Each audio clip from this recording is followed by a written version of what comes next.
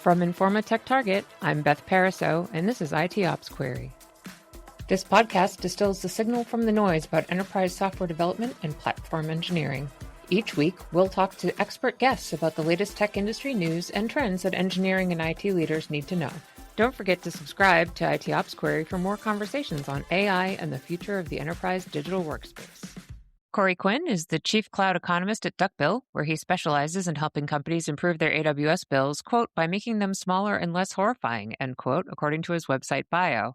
He also hosts the Screaming in the Cloud and AWS Morning Brief podcasts and curates the weekly newsletter Last Week in AWS. He is also the only podcast guest of mine so far whose face is a sticker on my laptop. Welcome, Corey. Thank you. It's a pleasure to be here to once again indulge my ongoing love affair with the sound of my own voice. Well, we're happy to have you and the sound of your voice. So let's talk about last year in AWS. What do you think was the most significant development for enterprises and AWS infrastructure? AWS got its mojo back in some ways. They stopped running their mouths about AI to the exclusion of all else because they actually got good at it and started shipping things that are useful to customers and then started seeing adoption. AWS historically has talked the most about that which it is the most insecure about. So the fact that they talk about it less is strong signal that they actually know what they're up to now. Cool. Okay. And they kind of talk about things like databases again and the actual production workloads that people care about. Right. For our customers, somewhere between 5 and 7% aggregate is their AI services spend. If we're being honest about what AI service spend is, you can squint at anything hard enough these days and call it AI. Yes, for sure. I actually saw one of your recent last posts was about how AWS has to prove that they can still operate. Can you expound on that a little bit? Sure. The part of the challenge that AWS has been that they are very good at the things that are very hard. With the overinvestment right now that we're seeing we're building out AI data centers. It'll be done in a year. Taking a warehouse and running 2 power lines to it and then dragging some fiber and calling it good, back the truck full of servers up, does not a data center make. And there are a lot of things that are so into the weeds now that many companies are considering data center projects when they don't actually know what those things are. So it's a lot of pretenders right now. AWS has always been great at this. And when they say that something is a data center, they mean it. There's a reason that building out a region is a multi-billion-dollar investment. And it's not because AWS is bad at negotiating. It's because this stuff is really hard, particularly at scale. Everyone else who is not so diligent on this, there are exceptions. Google is very good at this. Microsoft could be if they, got out of their own way. But a lot of the pretenders are not. All the Oracle stuff that they're talking about. Okay, sure, that seems likely. They have a chance to shine from a reliability perspective. And that's the stuff they are good at. One of the counterpoints, of course, is that they are seeing a talent exodus. Morale is at a ridiculous low for a variety of reasons. Many of them appear to be unforced errors on the part of AWS. So as institutional knowledge walks out the door, it's hard to backfill. So what does that mean? You're going to find out. Right. And then what stood out to you in databases with AWS last year? They finally stopped with the cheap shots at Oracle. I mean, not that everyone doesn't love a good cheap shot at Oracle. The problem is everyone except AWS can make them because in their case, it's punching down. It's giving too much attention to someone that's noisy. They are also doing some interesting stuff. Aurora DSQL is really neat. It's probably their second true serverless database, the first being DynamoDB. Right. The problem is that it is impossible to understand the pricing. And the fact that I'm the person saying that should count for a lot. They're one of their great distinguished engineers or senior principal engineers. They're both. These are still people with Strack auxiliary brain packs on because they're too smart for a single brain. They're great at this. And I had a long conversation with one of them and read the blog post that he put out in his personal blog. Like, here's how to do a quick test and here's the pricing. So I did the exact same thing. The numbers were different. It is non-deterministically priced, which means the only way to figure out what it's going to cost for any access is, we're going to build on top of it and find out. Man. Which is terrifying. Well, it turns out it was really expensive. Oops. Right. Funny that. Yeah. So what do you think was the most overlooked story about AWS last year, infrastructure-wise? That's a good one because I live in a very rarefied space and I pay inordinate amounts of attention to things. You picked a heck of a day to have this conversation. Yeah. They had a security issue with CodeBuild where things weren't going super well, and a malicious prompt was injected into their VS Code tooling. Great. This morning, as we record this, Wiz found another issue where they could get admin access to the JavaScript SDK for AWS due to a bad regex parsing. Yikes. And you'd think that after the first CodeBuild issue last year, they really would have gone over everything, touching it with a fine-tooth comb. And maybe they did, but they missed the thing again. And it starts to shake confidence. Yeah. Yeah. Although it seems like every day there's some new breach, right? Maybe there is, and it seems that companies are not responsible for this. I mean, look at how many breaches Azure has had over the years, and it seems like that's not something people talk about in polite company. Right. Yeah. True. I've been asking for years, what is it going to take in cybersecurity, really? And I have yet to hear the answer or see the answer. Liability, jail sentences. I mean, there's not anything much short of it that matters. You take a look at any widely publicized breach and look at the company a year or two later, their stock price is up. At this point, I'm set for credit monitoring if I live to be 300 years old. Yeah. Yeah. I mean, it is funny from a consumer standpoint. It's like, I never gave permission for this data to be collected in the first place in many cases. So anyhow, getting back to AWS, what should enterprise IT buyers know that they don't know about dealing with AWS? Dear. They tend to be very cookie cutter templated. When you're doing large scale negotiations, they know exactly what you're likely to say, how they're going to respond to any contingency that comes out. There's a reason that we assist companies with the contract negotiation piece of it. There's also weird incentive structures at play where just because AWS talks a lot about a thing doesn't mean that's a thing you need or should be working on, that it is not your to-do list. The majority of spend overwhelmingly is still the basic building blocks. It's EC2 instances, it's S3 storage, it's data transfer, it's RDS, and it's disks. That's it. Everything else is sort of layered on top of that in nice to have kind of ways. People also tend to start by going deep into something like EC2, which is an enormous service, and they assume every service goes that deep. It doesn't. A lot of them you can pick up what you need to know in less than a day. That is something that I think turns people off to it. AWS also is beset with bad user experience. And the natural takeaway from this is, oh, I'm dumb and bad at how the cloud is supposed to work. No, you're not. It's just the interface is terrible. It's not intuitive, and they do you no favors. Stick with it. We all feel that way. There's a support group. It's called All of Us, and we meet at the bar. Yeah, I've heard it described like Home Depot. You know, every part you could possibly need is there, but you got to know how to put them together. Right. And it used to be that you could go and talk to the people at Home Depot and like, hey, I'm building a gazebo. Can you help? And now instead of that, it's getting harder to do that because now they start shoving overconfident and also wrong robots at you. Yikes. You mentioned they kind of got things together with AI. I mean, is there anything that they're doing there that is helpful? Yes. For people? This is where I think the wheels fall off of a lot of their narrative. It's what I believe and not what they want to say. Something like Bedrock, which runs a bunch of different models as infrastructure, is terrific. It is where AWS is at its best, providing infrastructure level platform things and APIs that are hardened that you can work with in a variety of ways that we're all sort of mostly used to. They are great at infrastructure. They are not going to be the ones that release models that change our lives. They are going to be where those models are trained and where those models are run. They are the infrastructure substrate for a lot of these things. I've been saying forever that Amazon's fate that I don't believe they can escape is to become the next generation of infrastructure backbone providers. If NTT goes dark for a day, the entire internet is having a bad day, but most people don't know who NTT is because all the stuff that we care about, all the stuff where the value is derived, rides on top of their rails. Similar to if the power company goes away for a while, we're all going to have a bad time, but they don't capture the value either. Instead, where I live in San Francisco, they just try to burn cities down from time to time. Every so often, just to mix things up. Just to keep us on our toes. It's basically to shore up the battery backup market. Yeah, right. And so as we enter this new year, aside from ongoing security breaches, is there any story about AWS that you're tracking so far? Well, the one that came out today, which is still unfolding, is of interest. From a security perspective, I try and stay away from it these days just because there are people who cover that beat better than I do. Sure. And I tend to get ahead of my skis too easily on these spaces. But seeing the messaging around it is interesting. Seeing how there's an entire new field of effectively prompt injection as an attack. Yeah. At least back when I was focusing on the security space, telling the computer as a string literal, trust me, bro, was not a threat vector. It is now. And that's something that requires a fair bit of thought.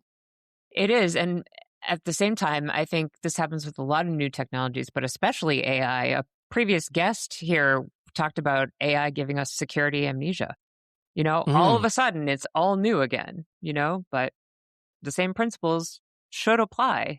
That's a fantastic perspective. The challenge as well is isolation of duties. Yesterday, I wrote a blog post about how if you email me or my digital assistant, Billy, the platypus, he's snarky and obnoxious, and it will just tear into you. That's sort of the point of this. Yeah. I think it's funny and it's great that people have tried prompt injections and they failed. Great, because I do have some thought in how I build these things. But also, it's not hooked up to the client database. It doesn't have context into other emails in other threads that it can drag in for this, just because that seems dumb. Right. And I would love to see some example replies from Billy, by the way. Yeah, I need to do a follow-up on that. I think enough people have asked for this that it's worth doing. I really want to see it. As someone who gets a lot of the similar emails myself, I would love to see what his replies are. It was funny. My business partner saw this come out when I was testing it on him. He's like, do you have an autoresponder turned on in your email? No. Why? Are you sure? It's like, oh, no, I explicitly allow it to email you. It doesn't like you. Oh, I see. It was great. And then he was trying to figure out, like, this is great. What gating is, he was trying to figure out without insulting me that, are you sending this to customers? Usually no, but thank you for asking. I'm not completely around the bend yet. Ask again in a week. Yeah. Yep. Another question that I tend to ask folks that spend a lot of time looking at something like you do with AWS is what you hope will and won't happen with AWS in the coming year. So what do you think? AWS has gotten boring. And I kind of like that. I feel like they have mostly exhausted the problem space of the infrastructure platform offerings. I started last week in AWS in a time when there were big gaps in the platform that were being addressed at a pretty consistent clip. 1 week you could not replicate encrypted RDS snapshots between regions, and then you could. That was a big unlock for people, and separating out that noise from signal from noise was important. That doesn't happen nearly as much anymore. The platform is mature. The big news today that came out that not quite as big as a security breach is that they've gone generally available with their launch of their EU sovereign region. Yep. Okay, great. I'm not particularly worried about anything there. That is regulatory checkboxing and remarkably little else from where I see things. Right. Okay, so what would be bad in 2026? If AWS falls down the rabbit hole of trying to let marketing drive the bus instead of what actually is there, whenever they get worried that they let marketing get ahead of their skis and it ends in disaster because they're not good at messaging. If they lean too far into trying to do what all the other technical peers are doing, that becomes a problem. And I think that the corrosive force eroding Amazon in many ways is advertising. If we start seeing third-party ads in the console, for example, that becomes a problem. They experimented with this in marketplace search. Wow. And then I saw them stop doing it because apparently no one uses that for product discovery. Surprise. I think that is a challenge because we've seen this with Amazon.com, where originally in the early days, you search for a thing and it would suggest the best thing for you. Now it suggests the best thing for Amazon, and those are not congruent all the time. So, another kind of evergreen question that I have is what it's going to take for people to actually implement multi-AZ or multi-region resilience rather than considering that an insurance policy and being surprised when their cloud region goes down. Do you think that'll ever happen? Does it need to? We take a look at individual AZ availability. It's been trending up and to the right, and not every workload needs to be highly available, highly durable. If I park my insane Billy the Platypus thing inside of a single AZ and it goes down for a few hours, does that really matter? I mean, I've got to be honest with you. The front end lives on a container in the next room on my home Kubernetes cluster. It's a 10-node Raspberry Pi cluster, but it's all plugged into the same power strip. So let's not kid ourselves here about what the durability story really is on this. That's fine. I'm not directly deriving revenue from this thing. Email is not expecting an instantaneous response to stuff. Not everyone's workload matches that. I think that people are getting it wrong when they start trying to go multi-region or multi-AZ or, heaven forbid, multi-cloud.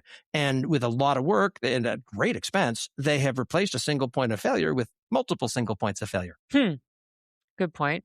Yeah, you had a session at KubeCon about multi-cloud being a myth that I unfortunately wasn't able to make it to. But I did note that. So we hear a lot about multi-cloud becoming more of a thing because of AI. So what's your take? Yes, and individual workloads like training jobs, terrific. You need basically a bunch of very expensive GPUs, access to data, and a network to get those things talking to each other. That is a highly portable workload.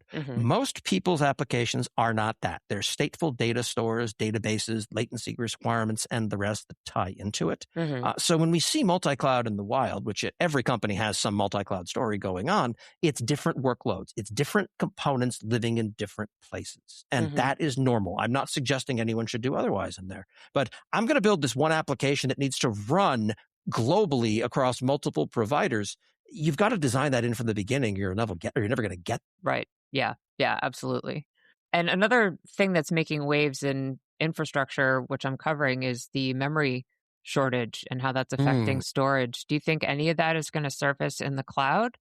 Or do they There's already been a 15% hike in capacity for ML blocks that AWS charges. They update that on a quarterly basis. This is the first time I've seen it go up. So that's of interest. We will see how that shakes out. Earlier today in the news, I saw that they've taken a stake in an Arizona copper mine. The fact that they're now controlling some of the raw materials to build the thing. And, okay, that is vertical integration at a scale I hadn't considered previously. True.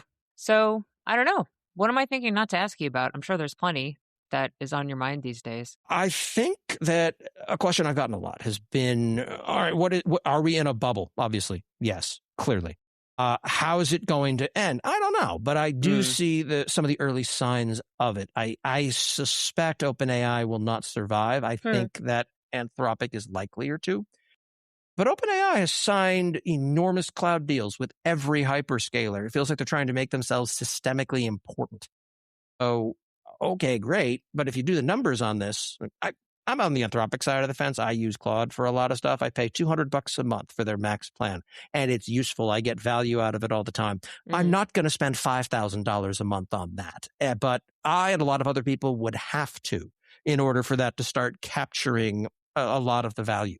The unspoken, and I believe will remain unfulfilled promise of a lot of this AI revolution has been pitching your boss that, all right, we're going to get rid of you, and then we're going to take your salary and split it between the boss and the AI company. And that doesn't really work.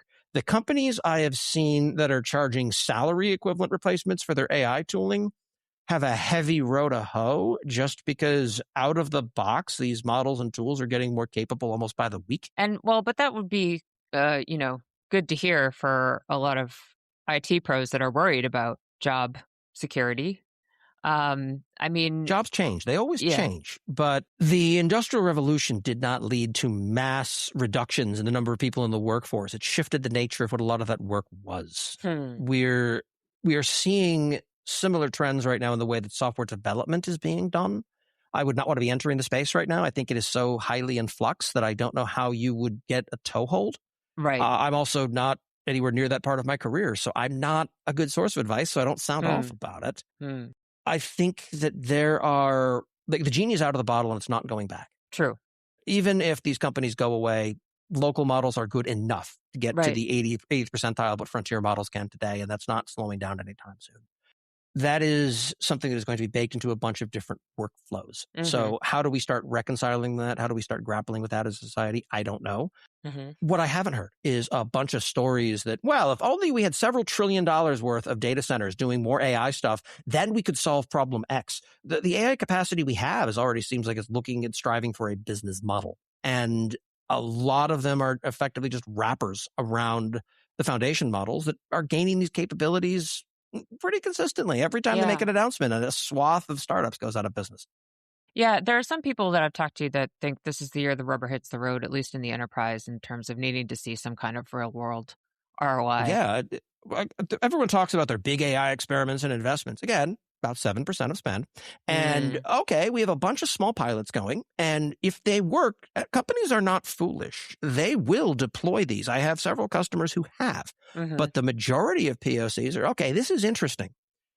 But the value is not necessarily there. There's also a social component to this.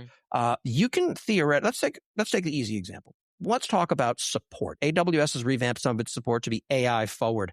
Every customer I talk to, without exception, hates the thing when they have to talk to a chatbot about this. The right way, if I were building an AI-powered support offering, is that the AI agents would be assisting the human support rep on the other side. Right. The one alternate approach I would take is, hey, like almost a Clippy style. It looks like you're about to submit a support ticket. Perhaps it's broke, is not the best way to frame this in the way of a meaningful response. What are you doing? What are you expecting to happen and why? And what's happening instead? Give me those three things and we can get there a lot faster.